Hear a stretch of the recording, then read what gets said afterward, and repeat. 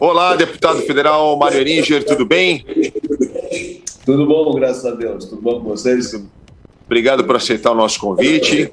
A gente queria muito falar com você hoje aqui, porque você, além de deputado, de estar vivendo a política, você é médico, né? E, além de médico, você também dirige hospitais, tem a experiência administrativa na área da saúde. A sua experiência hoje, no dia de hoje, em que a gente está trazendo a informação do recorde trágico de 3.251 mortos em 24 horas, acho que o seu parecer, a sua opinião vai ser bastante valiosa para o nosso ouvinte aqui hoje. Sobre a atual situação do Brasil nessa pandemia, o Brasil hoje é o país em que mais morre gente de Covid-19 no mundo. E hoje, um ano depois que a pandemia começou a matar aqui no Brasil, o presidente Bolsonaro anunciou a criação de um comitê de crise para o enfrentamento da Covid. Um ano depois, deputado. Como é que o senhor vê isso tudo? De novo, pergunto para o deputado político e médico. Como é que o senhor está vendo tudo isso, deputado?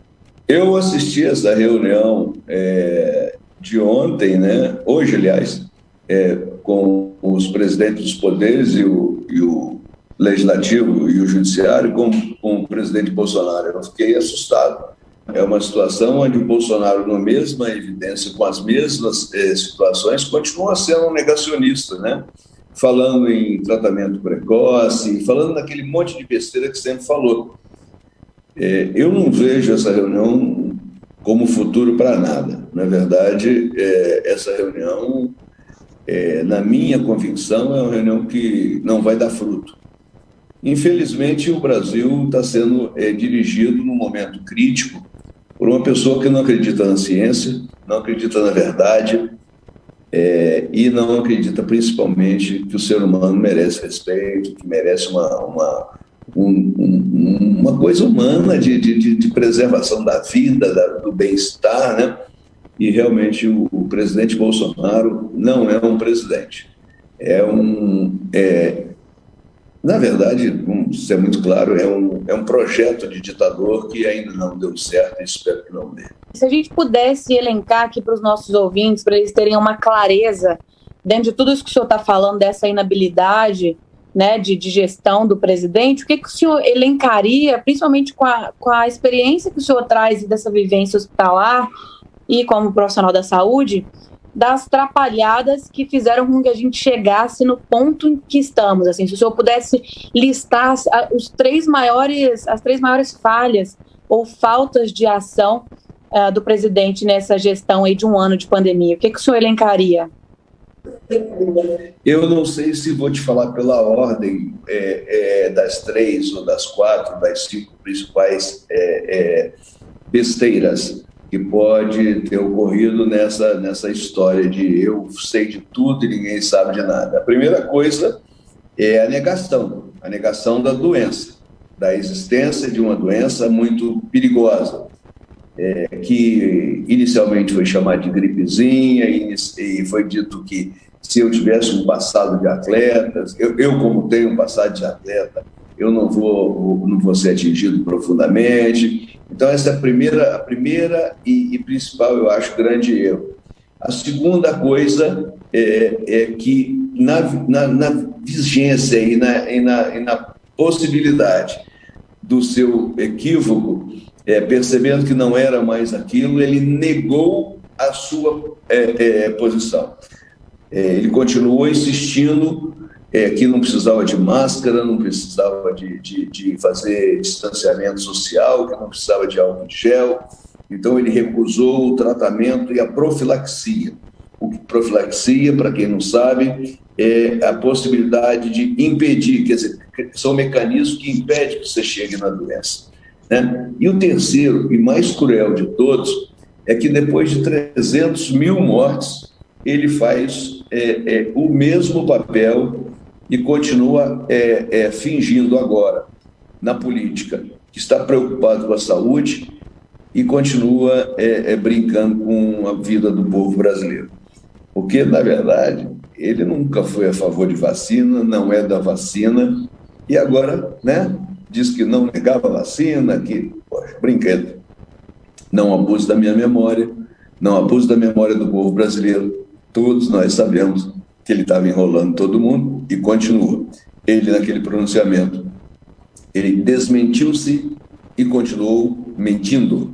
Então, é um dirigente que não tem a mínima empatia e responsabilidade pelo que está falando, e principalmente com o povo que ele dirige, que o elegeu. Deputado, por que a gente ainda tem médico que defende cloroquina, ivermectina, esses remédios desse kit Covid? Tem uma explicação para isso, não? Eu acho que tem, né? Idiota existe em todo lugar, né? Eu não posso ser mais razoável e dizer que pode ser opinião, não, é idiotice mesmo, né? É gente idiota, é gente despreparada, é gente mal formada, que deixa os seus conceitos e preconceitos estabelecerem limites para as verdades. Então, esse é o tipo de pessoa, né? Você assistiu o Osmar Terra, né? Que é um deputado federal, é médico, e aqui me perdoe a falta de gentileza com ele, né? Porque não posso ser gentil, é um dos grandes motivadores da estupidez que o presidente propaga, porque ele propagou essas idiotices na cabeça do presidente. Então, idiota, meu amigo, tem em todo lugar, infelizmente. Deputado, a gente sabe que o Ministério Público Federal está investigando o Pazuello e, na sua visão técnica, qual foi o pior erro técnico que o Pazuello cometeu como ministro da Saúde? Olha, eu quero dizer para você que eu não posso te dizer qual o principal erro técnico, tem um monte, mas como o principal erro que ele cometeu, primeiro foi ter nascido. Depois de ter nascido, foi ter aceitado esse tipo de cargo que ele não estava preparado para ele. E o terceiro erro grave que ele cometeu foi achar que ele sabia do que ele nunca sabe, porque o que alegaram que ele sabia que era tal da logística, ele não sabe, de logística, ele não sabe levar um carrinho em linha reta do ponto A para o ponto B. Deputado, a gente dá essas notícias de mortes todos os dias, e a impressão que eu tenho, a sensação que eu tenho, é que o público vai ficando anestesiado com esses números, né? São números que todos os dias a gente apresenta aqui, por mais que eles sejam chocantes, por mais que eles sejam dramáticos, eles aumentam, não tem parâmetro, né? O que morreu no Brasil de Covid são 2 bombas de Hiroshima e meia. O que morreu ontem, só ontem, dá mais de 2 Titanics. E a gente vai assistindo isso todos os dias nos noticiários. 3.000 mortes. Antes era 1.000 mortes que chocava, depois vieram as 2.000 mortes que passaram a chocar. Agora são 3.000 que chocam. Qual é o fim disso? Como é que o público, nós, eleitores, cidadãos brasileiros, como é que a gente deve se colocar diante dessa escalada de corpos que a gente assiste todos os dias, deputado? Eu na verdade, estou vendo isso com muita tristeza e também com a mesma preocupação e com a mesma falta de resposta que você coloca para mim como pergunta nesse momento. Eu não sei por que as pessoas estão se colocando com tamanha isenção, negação, sei lá o quê, com esses números que a gente tem visto. Parece que os números não refletem para as pessoas a vida de uma pessoa individualmente, da vida do ser humano.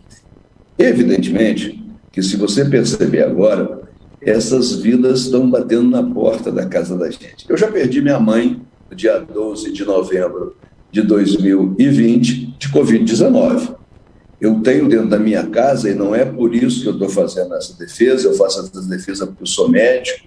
Claro que a falta da minha mãe também é muito ruim. Eu estou fazendo isso porque eu conheço e sei que, de ofício, que ou nós nos preservamos, ou nós nos defendemos, ou nós vamos sucumbir, entregar a espécie humana. Olha bem que eu estou falando, eu estou querendo ir muito longe nessa conversa aqui.